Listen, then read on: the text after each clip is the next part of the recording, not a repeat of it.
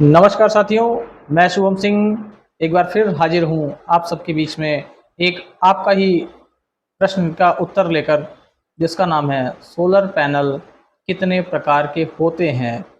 आज हम इस वीडियो में जानेंगे कि सोलर पैनल के प्रकार क्या हैं, उसकी पहचान क्या है और उसकी एफिशिएंसी क्या होती है। तो बने रहे इस वीडियो में।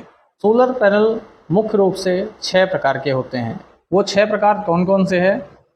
सबसे पहला पॉलीक्रिस्टलाइन पैनल, उसके बाद आता है मोनोक्रिस्टलाइन पैनल, उसके बाद मोनो हाफ कट पैनल, उसके बाद mono half cut bifacial panel, mono half cut bifacial के बाद आता है टॉपकॉन पैनल और टॉपकॉन के बाद आता है फ्लेक्सिबल पैनल। तो आइए विस्तार से हम जानते हैं इन सभी पैनल्स के बारे में।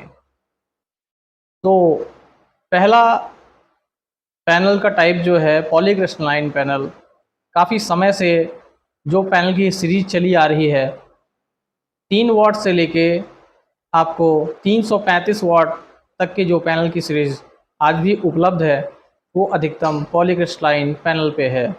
इसकी पहचान, आपके सेल, सोलर पैनल के जो सेल रहते हैं वो ब्लू कलर के रहते हैं और उसका स्क्वायर शेप रहता है। सेल को अगर देखेंगे तो स्क्वायर शेप में सेल मिलते हैं। और साथ ही उसकी एफिशिएंसी की अगर बात करें तो एफिशिएंसी आपको 14 से 17% के बीच मिल सकती है। इसके बाद हम अगले पैनल की ओर बढ़ते हैं, जिसको कहते हैं मोनोक्रिस्टलाइन सोलर पैनल। तो मोनोक्रिस्टलाइन सोलर पैनल को हम कैसे पहचानेंगे कि वो हम मोनोक्रिस्टलाइन है? सबसे पहले मोनोक्रिस्टलाइन सोलर पैनल और पॉलीक्रिस्टलाइन सोलर पैनल के बीच में एक ही विशेष अंतर है, जो कि है सोलर पैनल के सेल के कलर का।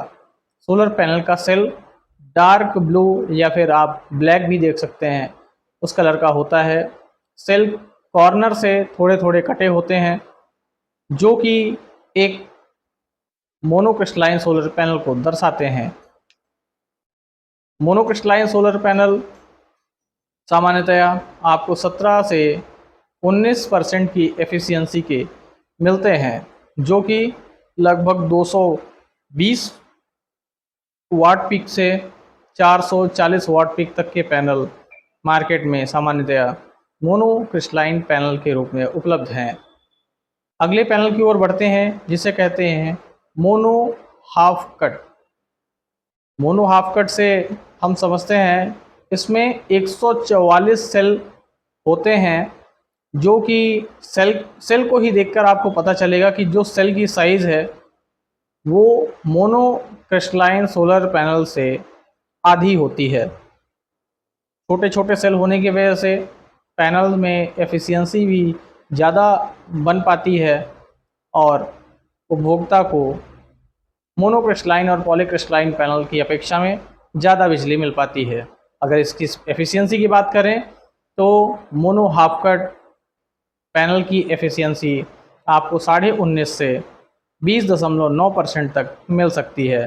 सामान्यतः यह पैनल 400 वाट पीक से लेकर 490 वाट पीक एवं वर्तमान में चल रही सीरीज में अगर देखें तो 570 वाट पीक तक के मोनोक्रिस्टलाइन पैनल मार्केट में उपलब्ध हैं। अगली बढ़ते हैं अगले टॉपिक की ओर, जो है mono half cut bifacial module. Bifacial से यह तात्पर्य है कि आपका जो सोलर मॉड्यूल है, फ्रंट से तो बिजली बनाता ही है, कुछ परसेंटेज बिजली बैक साइड से भी बनाता है। इसमें जो मॉड्यूल्स अवेलेबल हैं उनकी पहचान कैसे की जा सकती है? तो आप देखेंगे सोलर पैनल में सामने की ओर सोलर सेल नज़र आती हैं और बैक साइड पे भी अगर सोलर सेल नज़र आती हैं तो बाइफेशियल सोलर मॉड्यूल है। अब इसका स्पेसिफिकेशन अगर हम बताएं तो ये मॉड्यूल 525 वाट से लेकर वर्तमान समय में 700 वाट से अधिक के वाट पीक के सोलर मॉड्यूल मार्केट में अवेलेबल हो चुके हैं, जिसकी एफिशिएंसी 21 से लेकर 23% तक काउंट की जा रही है। अगले मॉड्यूल की ओर बढ़ते हैं, जो है टॉपकॉन सीरीज़। टॉपकॉन से तात्पर्य यह है कि आपका सारा मॉड्यूल, जैसा आपका mono half cut bifacial module है, दिखने में वैसा ही मॉड्यूल है लेकिन इसकी एफिशिएंसी में काफ़ी अंतर है। Mono half cut bifacial TOPCon module आज के समय में लगभग 750 वाट तक के अवेलेबल हो चुके हैं, जिनकी एफिशिएंसी 24% से भी ज़्यादा है। ज़्यादा टेम्परेचर पर भी इन पैनल में ज़्यादा बिजली बनाने की क्षमता उपलब्ध होती है। बढ़ते हैं अगले मॉड्यूल की ओर, जिसका नाम है बाइफेशियल मॉड्यूल की ओर, जो है flexible solar panel. Flexible solar panel भी आपको मोनो हाफ कट सेल के साथ अवेलेबल होता है। यह सोलर सेल उन जगहों पर लगाई जाती है जहां पर क्लियर छत नहीं होती है, या फिर किसी टिन शेड या रोल के रूप में सोलर पैनल का उपयोग किया जाता है। यह सोलर मॉड्यूल आपको उन जगहों के लिए उपयोगी है जहां पर आपकी खुली छत या फिर लगाने का सही दिशा उपलब्ध नहीं है।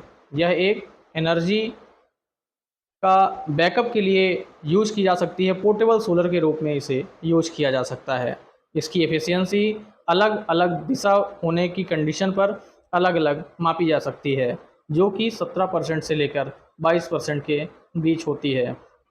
आप जब सोलर पैनल मार्केट में ख़रीदने जाते हैं, आप किसी भी वेंडर से सोलर पैनल ख़रीदते हैं, तो उससे विशेष रूप से आपको ध्यान देने वाली कौन कौन सी बातें हैं, हम उस पर आपका ध्यान आकर्षित करते हैं।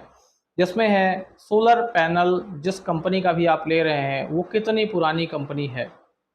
उसके साथ ही आपको क्या ध्यान में देना होता है, अगर आपका solar panel ALMM approved list of module manufacturers की लिस्ट में शामिल होना चाहिए।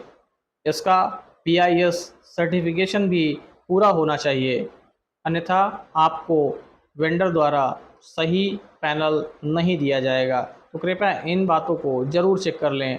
कंपनी कौन सी सेलेक्ट कर रहे हैं, कौन सा मॉड्यूल सेलेक्ट कर रहे हैं, इससे पहले आप ये ज़रूर ध्यान दें कंपनी कितनी पुरानी है, कौन कौन से एडवांस टेक्नोलॉजी का यूज़ करती है। कहीं ऐसा ना हो कि आप कुछ नई टेक्नोलॉजी स्किप कर जाएं और पुरानी टेक्नोलॉजी को अपने घर ले आएं।